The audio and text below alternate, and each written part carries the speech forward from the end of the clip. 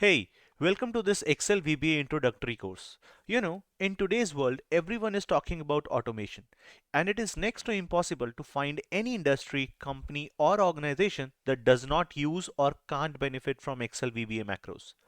VBA is great for automating actions, saving time by performing programmed actions time and time again, so you don't have to set things up from scratch each time. Learning the VBA skills can make you a very valuable asset to your team, and moreover, you don't need to have any technical knowledge to get started in this VBA. Join me in this Excel VBA course as I take you through the most common day-to-day tasks you will encounter in business life and automating them using VBA. My name is Kanav Taneja and I love showing people what VBA can do. So let's start. Before we proceed with the course, I would like to stop you and let you know the prerequisites for this course. The first is that you should be aware of basic Excel working and also know how to create formulas in Excel, as we will be using those functions in our course.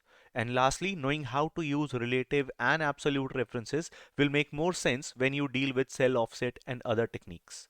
However, I have got you covered. To begin with VBA course, I would suggest to go back and complete my Excel introductory course first. Alright, so now let's just talk about this VBA course and its structure. This course is being designed in a way that will help you to get the basics of VBA first, and once you are familiar with the interface and the fundamentals, we will deep dive into the essentials and uncover more advanced features of VBA to know its true potential. Now let me walk you through the content and its structure about the course. I have divided this entire course in four major categories: VBA Introduction, Reference to Object, VBA Looping If and Functions, VBA Capstone Project. Now VBA Introduction: what is the object model and how to browse the VBA library.